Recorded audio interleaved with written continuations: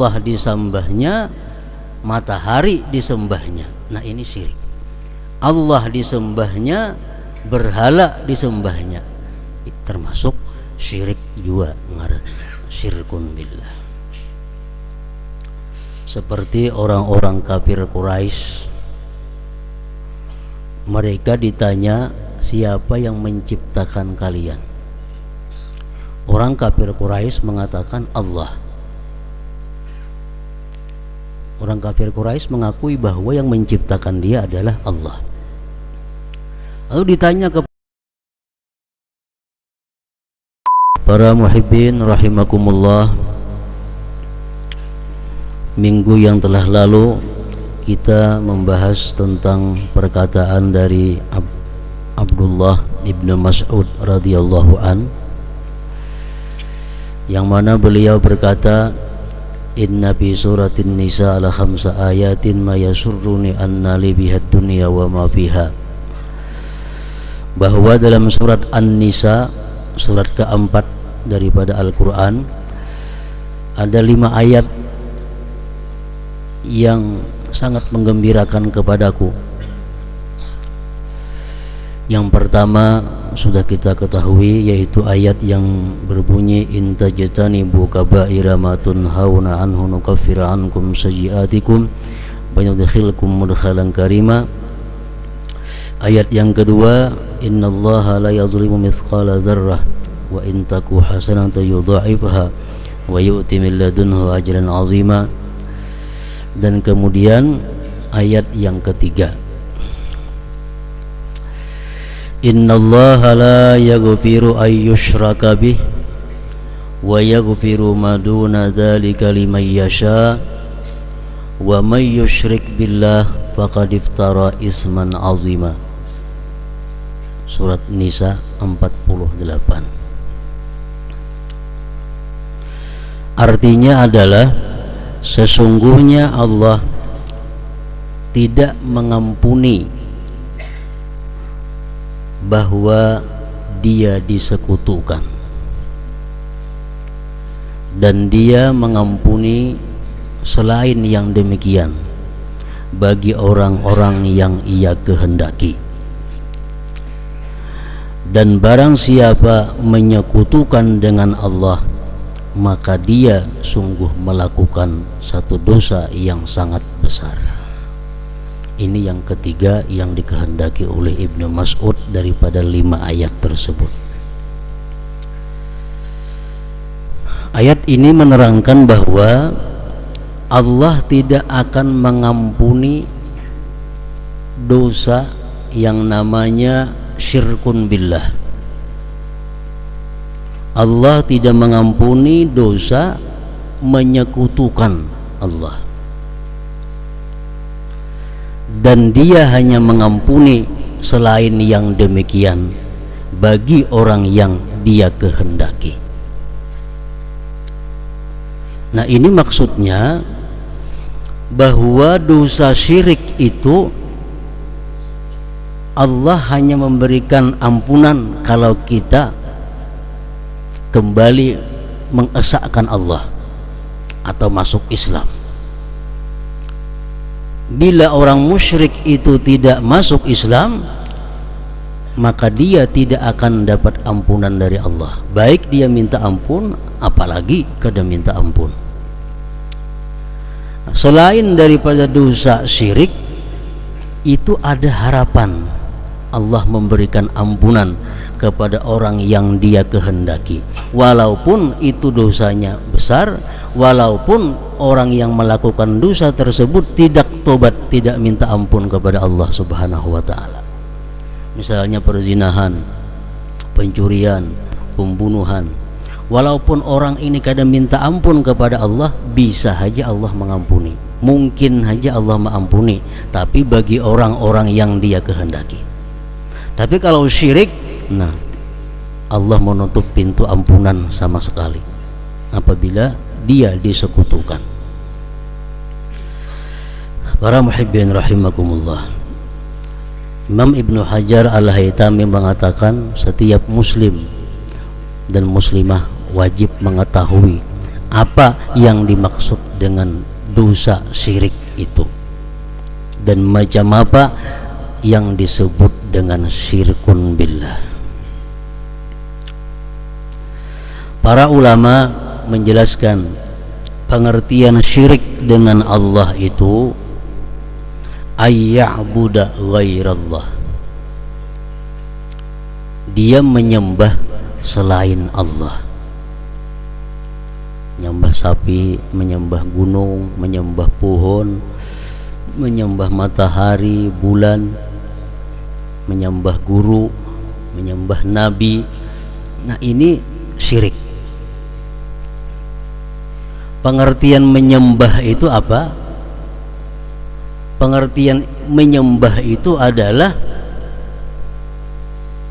mengakui ketuhanan orang yang disembah.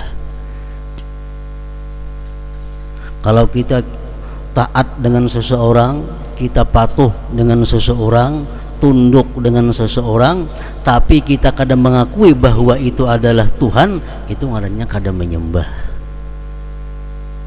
Nah, kalau kita taat, patuh, mengagungkan, memuliakan seseorang dan mengakui ketuhanan, nah ngarannya menyembah, ibadah. Jadi syirik itu pertama ayya'buda ghairallah, dia menyembah selain Allah. Artinya menuhankan selain Allah. Au ya'buda ghairallah ma'allah, atau dia menyembah selain Allah beserta Allah. Nah, ini syirik juga.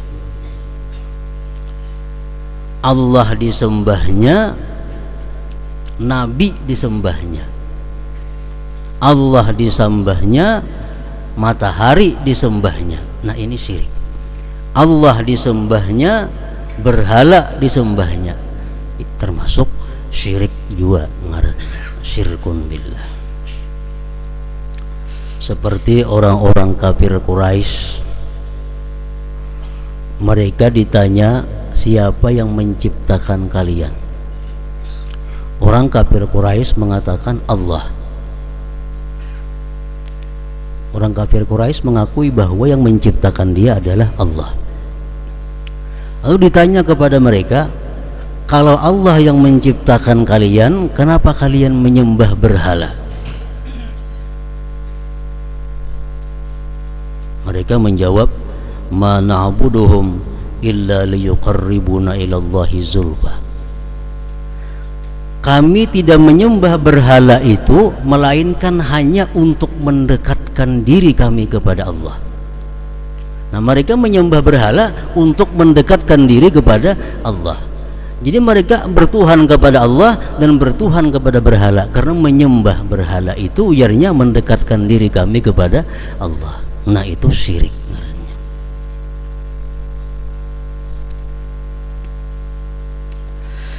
Au ya'taqida ta'sir al-asbab ma'allahi ta'ala, atau ma'iktikadkan memberi bekasnya sebab beserta Allah Ta'ala. Itu dia ma'iktikadkan di dalam hati, memberi bekasnya sebab beserta Allah. Kenyang itu dengan sebab makan. Jadi yang menganyangi itu jadinya makan lawan Allah Ta'alanya. Nah, itu termasuk syirkun billah, syirik dengan Allah. Yang menyembuhkan itu jadinya sebabnya ubat beserta Allah Ta'ala. Nah, dia sebab dijadikannya kawan Allah untuk menyembuhkan.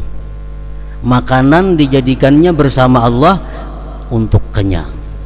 Nah, ini termasuk syirik juga ngarannya, syirkun billah.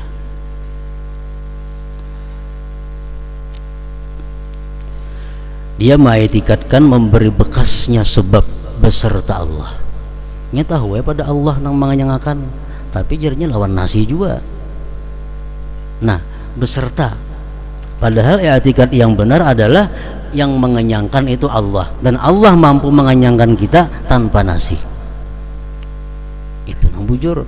Sebab kada memberi bekas apa-apa, yang memberi bekas hanyalah musabbibul asbab, Allah Ta'ala. Nah itu i'tikad tauhid.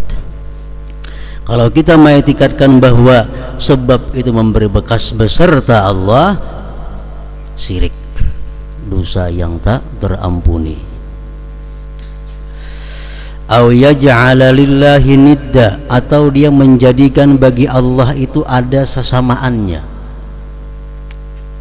Yang menjadikan bagi Allah itu sesamaannya, ada tandingannya.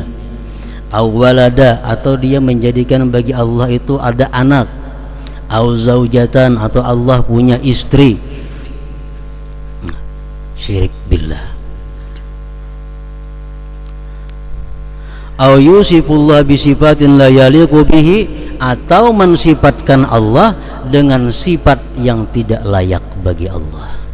Misal Allah berhajat kepada makhluknya, Allah memerlukan kepada hambanya. Nah ini i'tikad demikian menyebabkan kita syirik, menyekutukan Allah Subhanahu wa ta'ala. Dan juga termasuk syirik azmus syirik, mencita-cita syirik. Karena aku bulan 12 nyembah berhala, mencita-cita. Nah sejak itu dia sudah musyrik. Jadi kada kau dicita-cita, mencita-cita syirik, menyebabkan musyrik. Warridha bisyirik syirkun, ridha dengan syirik, syirik juga ngarannya. Kita senang melihat orang yang nyembah berhala, senang melihat orang yang nyembah matahari, menyenangi itu perbuatan syirik adalah syirik. Ikan peraya masuk Islam nyembah berhala aja sama aja. Nah syirik kita karena merestui dengan perbuatan syirik adalah syirik. Bahkan ada Imam Ibnu Hajar mengatakan kalau kita sedang makan atau kita sedang berkhutbah, tiba-tiba datang ada orang musyrik hendak masuk Islam, menjadi kita hadangi dulu, aku nuntung akan makan, aku nuntung akan khutbah.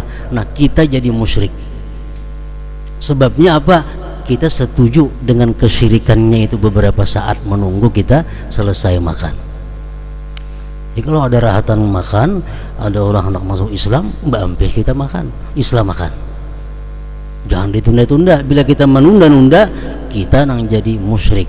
Kenapa? Karena kita ridha dengan kesyirikannya beberapa saat menunggu kita itu. Para muhibbin rahimakumullah, termasuk musyrik juga adalah mengatakan orang yang bertauhid musyrik.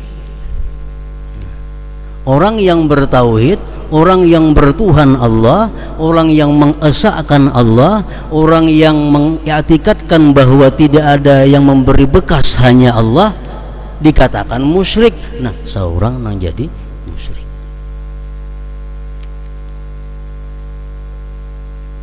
Mendawa, memanggil, menyambat orang mukmin sebagai musyrik, nah berarti kita musyrik.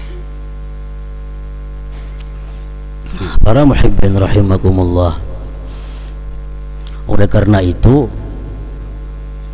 dituntut kehati-hatian yang sangat besar oleh agama kita. Jangan hendak mencap orang itu kafir, jangan hendak mencap orang itu Yahudi, jangan hendak medahkan orang itu Nasrani, jangan hendak medahkan orang itu musyrik kalau kita belum tahu pasti orang itu. Apalagi orang-orang yang nyata mukmin dikatakan musyrik, nah kembali kemusyrikan kepada dirinya. Oleh karena itu kita kada sepakat dan kita kada sepaham dengan golongan mazhab Wahabiyah.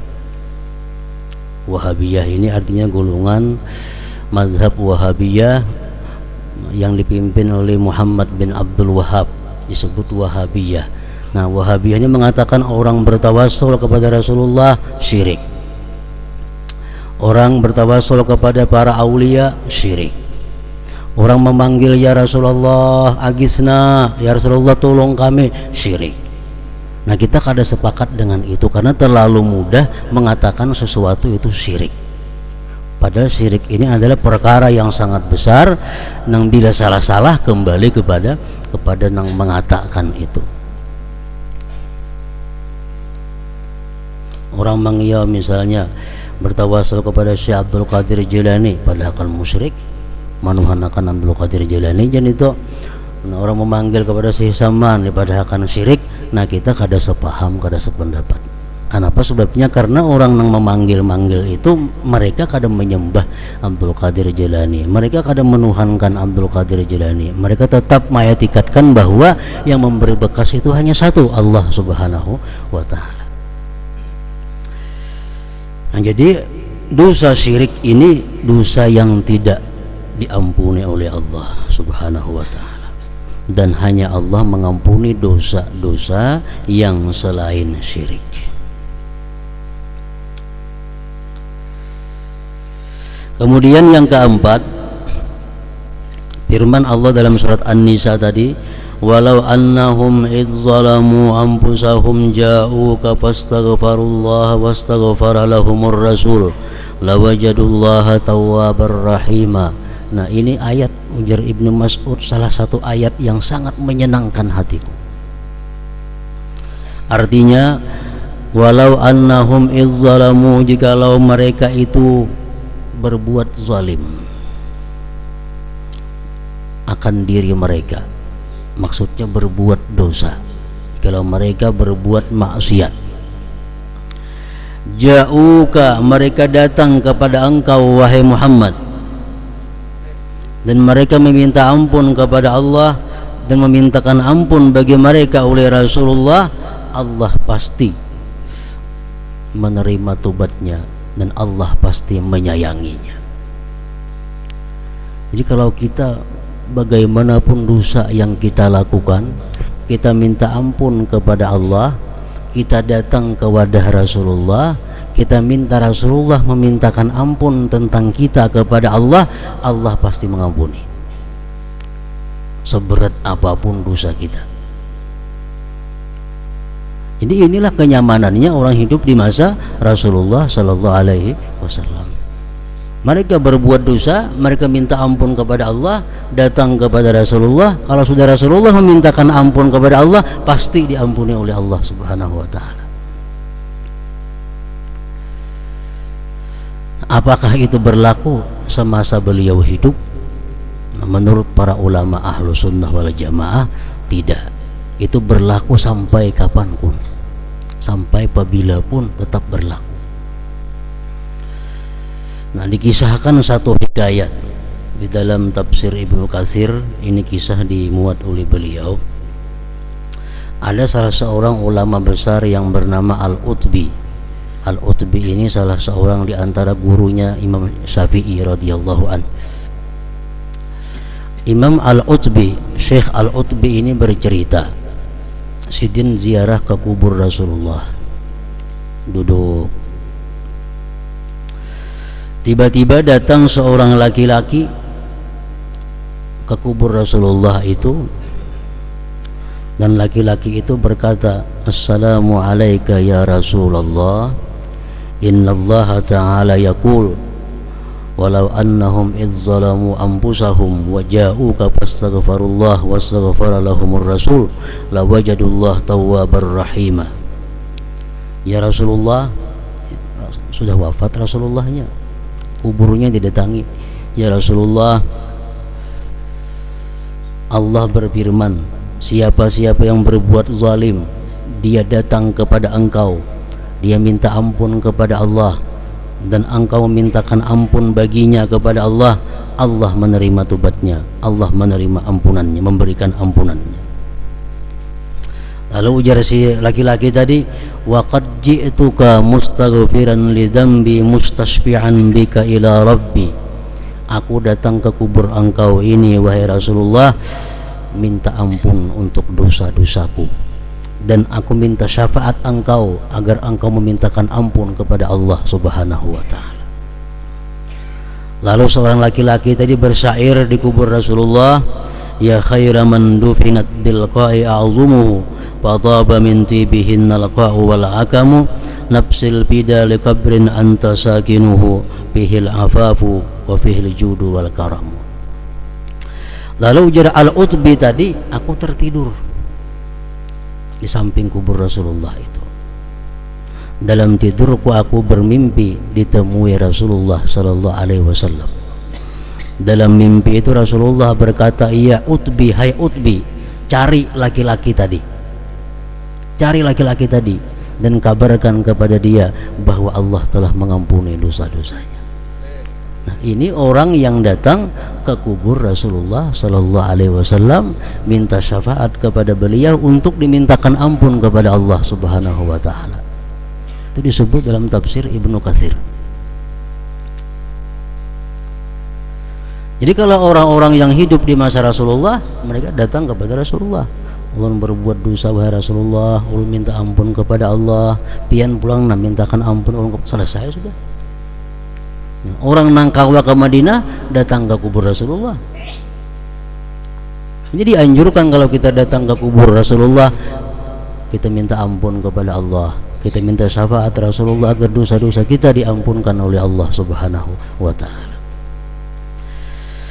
Nah, kemudian yang kelima, wa may ya'mal su'an aw yazlim nafsah summa yastaghfirillah yajidillaha ghafurar rahima, 110 surat An-Nisa.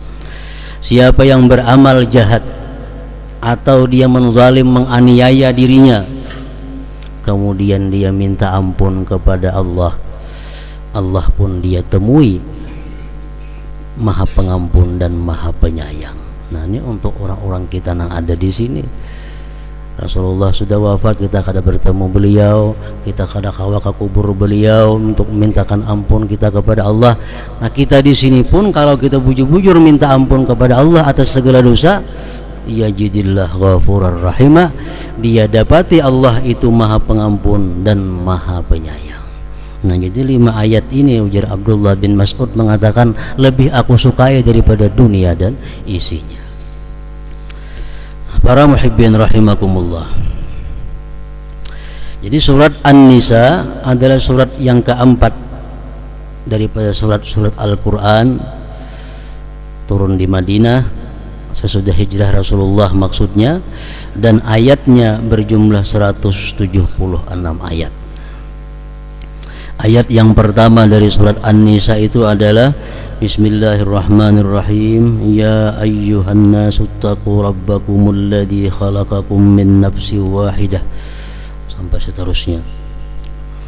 Wa khalaqa minha zawjaha wa bassa minhuma rijalan katsiran wa nisaa'a wattaqullaha alladzi tasaaluna bihi wal arham innallaha kana 'alaikum raqiba. Ini ayat pertama surat An-Nisa. Artinya, hai manusia, ittaqu rabbakum, takwalah kamu kepada Tuhan, junjunglah perintahnya, jauhi larangannya. Tuhan itu alladzi khalaqakum min nafsin wahidah, yang menciptakan kamu dari satu diri, yaitu Adam alaihissalam. Kita disuruh takwa, kita disuruh menjunjung perintah, kita disuruh menjauhi larangan orang yang menciptakan kita.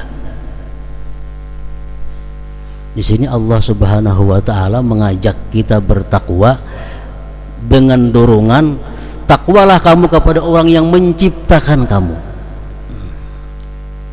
dari satu diri, nafsi wahidah, Adam. Wa khalaqa minha zawjaha, dan Allah menciptakan daripada diri yang satu itu, daripada Adam itu, zawjaha, istrinya. Banyak hadis menyebutkan tentang kisah ini, bahwa Adam di dalam surga sendirian, lalu Adam tertidur. Begitu Adam tertidur, Allah perintahkan malaikat untuk mengambil tulang rusuk kiri Nabi Adam, lalu dijadikan seorang perempuan yang bernama Hawa ini. Wa khalaqa minha zaujaha. Allah ciptakan dari Adam pasangannya. Nah, ini menunjukkan ayat bahwa perempuan itu dicipta oleh Allah dari bagian tubuh laki-laki. Ini salah satu sebab kenapa Allah memerintahkan perempuan itu mesti berada di bawah komando laki-laki, karena kejadian perempuan bagian dari tubuhnya laki-laki. Wa khalaqa minha zaujaha. Allah ciptakan daripada diri yang itu tadi, istrinya, pasangannya Hawa. Wa bassa minhuma rijalan katsiran wa nisa, dan Allah tebarkan daripada Adam dan Hawa itu laki-laki yang banyak dan perempuan-perempuan. Nah, jadi Adam dan Hawa melahirkan keturunan-keturunan yang banyak. Menurut sebagian ahli sejarah, dalam kitab tafsir Al-Quran, bermacam-macam tafsir, disebutkan bahwa Siti Hawa itu 20 kali hamil. 20 kali hamil itu tiap-tiap hamil keluar 2, laki-laki dan perempuan. Cuma saikung nang kada bepasangan, yaitu anak Adam yang bernama Sis. Sis ini keluar di parut Hawa surangan. Kenapa maka surangan? Mengganti Habil. Habil kan dibunuh oleh Kabil. Habil dibunuh oleh Kabil, lalu digantikan dengan Sis. Jadi Sis ini lahir kada kembar, dan Sis inilah nabi di antara anak Nabi Adam itu. Dari Sis inilah turun keturunan Nabi Idris, Nabi Nuh, Nabi Ibrahim, sampai nabi-nabi berikutnya. Semuaan daripada Sis, anak Nabi Adam ini. Nah, para muhibbin rahimakumullah. Jadi dari Adam dan Hawa keluar laki-laki dan perempuan yang banyak. Wattaqullah, Allah menyuruh takwa pula. Wattaqullah, junjunglah perintah Allah, jauhi larangan Allah. Kalau nang tadi Allah beralasan takwalah kamu kepada Tuhan yang menciptakan kamu. Di sini lain lagi, takwalah kamu kepada Tuhan yang kamu sering minta-minta kepadanya. Alladzi tasaalun, yang kamu sering kali minta kepadanya. Wal arham, dan takutlah kamu memutus hubungan keluarga. Nah, para muhibbin rahimakumullah. Jadi ayat yang satu ini banyak menimbulkan, banyak menyebarkan beberapa hukum-hukum Allah Subhanahu wa taala. Antara lain di sini wal arham, takutlah kamu memutus silaturahim. Pengertian silaturahim ini terlalu luas. Kayak apa ngarannya kita silaturahim, kayak apa ngarannya kita memutus rahim, dan apa ngaran rahim itu. Menurut para ulama yang kuat pendapat adalah rahim itu artinya keluarga, baik pihak abah, baik pihak mama, baik dangsanak kita, baik anak dangsanak, baik sepupu atau selebihnya, pokoknya keluarga. Nah, itu ngarannya rahim. Baik nang boleh nikah lawan kita atau nang kada boleh nikah. Tapi kalau kita ingat, tahu bahwa ini ada hubungan keluarga, iya keluarga ngarannya. Sepupu 2 kali itu masuk rahim. Nah, lalu pengertian memutus silaturahim, para ulama mengatakan pengertian memutus silaturahim itu ada 2. Pertama, berbuat jahat kepada rahim, berbuat jahat kepada keluarga, berarti memutus silaturahim. Yang kedua, pengertian memutus silaturahim itu tidak berbuat baik kepada keluarga. Memutus silaturahim juga ngarannya. Para muhibbin rahimakumullah,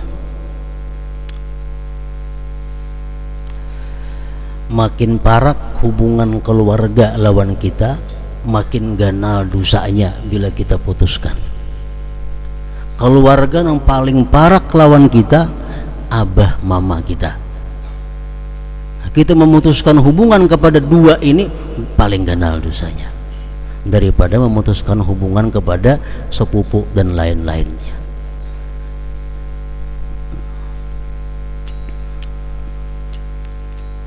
Kalau kita umpamanya disarui oleh sepupu kita, kita kada datang.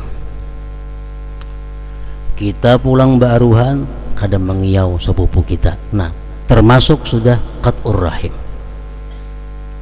Disaruinya kada datang kita ba'aruhan, kita kada mengiauinya pulang, sudah termasuk qat'ur rahim, memutus silaturahim ngarannya. Atau memberikan sedekah, memberikan hadiah, orang lain diberi duit, keluarga kada diberi duit, qat'ur rahim, memutus silaturahim. Zakat, nah, orang fakir miskin nah diberi zakat, tapi sudah sepupu anak kemanakan marina kada diberi zakat, padahal mereka berhak untuk dapat zakat. Ini qat'ur rahim, memutus rahim. Dan ancaman agama terhadap orang yang memutus rahim ini sangat besar. Para muhibbin rahimakumullah, Rasulullah bersabda, innar rahmata la tanzilu ala qaumin fihim qati'ur rahim.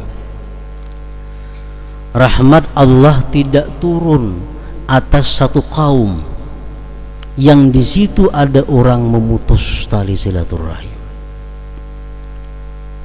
apalagi orangnya. Sekampungan itu kada dapat rahmat kalau di kampung itu ada orang yang memutus tali silaturahim tadi. Lawan marina kada betaguran umpamanya, lawan anak kemanakan kada betaguran, memutus silaturahim. Abdullah bin Mas'ud, beliau kalau hendak ceramah di satu majelis diumumkan dahulu, adakah sini yang memutus tali hubungan keluarga? Bilanya ada, mohon keluar, berbaik dahulu hanya datang ke sini. Sebab ujasidin, rahmat tidak akan turun kepada kita kalau di tengah-tengah kita ada orang yang qati'ur rahim ini. Dia mun kada betaguran lawan keluar, baik para turun ke pengajian, orang lain tahu umpat kada dapat rahmatnya.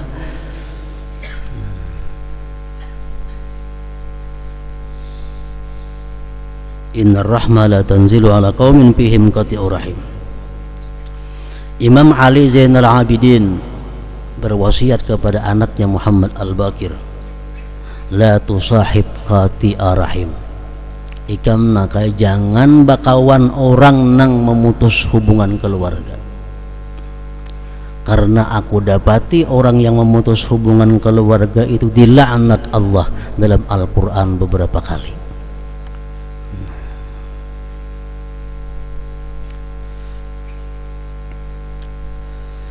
Dan termasuk memutus hubungan keluarga apa yang disabdakan oleh Rasulullah sallallahu alaihi wasallam, man zawwaja karimatahu min fasikin faqad qata'a rahimaha.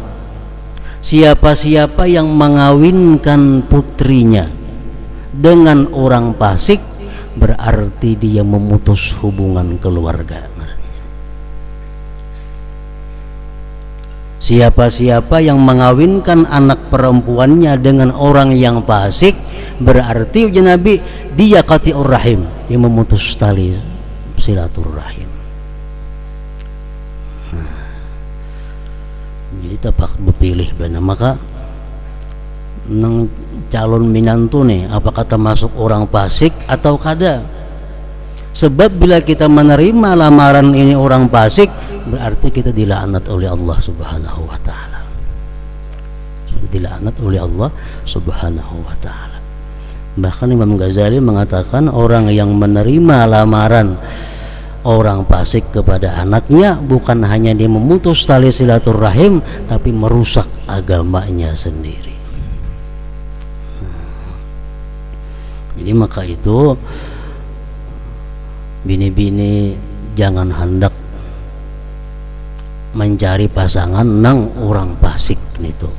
Dan nang beisi anak bini-bini pun jangan sampai mengambil minantu lawan nang orang fasik ini. Orang nang melakukan riba itu fasik, orang nang suka minum arak fasik, orang nang korupsi fasik, banyak fasik itu. Orang nang suka menipu fasik. Bila kita mengawinkan anak perempuan kita dengan orang fasik, kita termasuk qati'ur rahim, orang yang memutus hubungan keluarga ngarannya. Dan kanak-kanak pun, remaja-remaja pun hendak bebini atau hendak balakin itu wajib taat kepada orang tua. Jangan orang tua kada merestui lari. Nah, tajun. Ini kita kada bisa membayangkan satu keluarga yang hidupnya dilandasi dengan durhaka kepada orang tua. Pernikahan yang ada direstui oleh orang tuanya, berarti kita membangun satu rumah tangga di atas durhaka kepada orang tua. Pasti rumah tangga ini akan hancur. Pasti rumah tangga ini akan dikutuk oleh Allah Subhanahu wa ta'ala. Jadi bagaimanapun persetujuan daripada kedua orang tua itu merupakan syarat utama untuk mencari jodoh pasangan hidup itu, supaya rumah tangga ini menjadi rahmatan wa sakinatan mawaddatan dan sebagainya itu. Para muhibbin rahimakumullah, innallaha kana 'alaikum raqiba. Sesungguhnya Allah adalah atas kamu itu mengintai.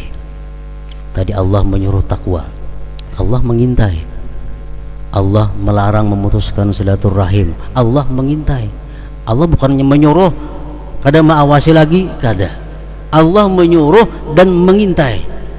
Innallaha kana 'alaikum raqiba. Nah, sesungguhnya Allah atas kamu selalu mengintai. Dimanapun kita berada, kada akan lepas daripada intaian Allah Subhanahu wa ta'ala.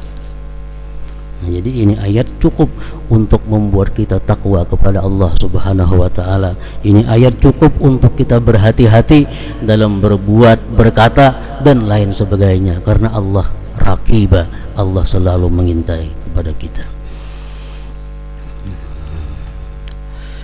إلى حضرة النبي صلى الله عليه وسلم. الفاتحة. بسم الله الرحمن الرحيم. صراط الذين أنعمت عليهم. أشهد أن لا إله إلا الله وحده لا شريك له. أشهد أن سيدنا محمدا عبده ورسوله.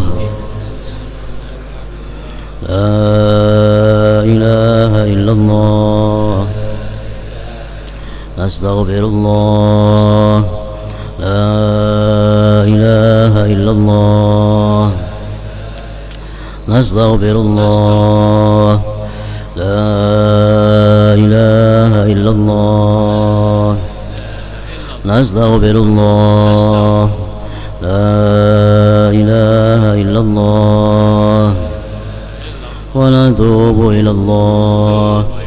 لا إله إلا الله. محمد رسول الله صلى الله عليه وسلم. فيا أيها الراجون منه شفاعة صلوا عليه وسلموا تسليما.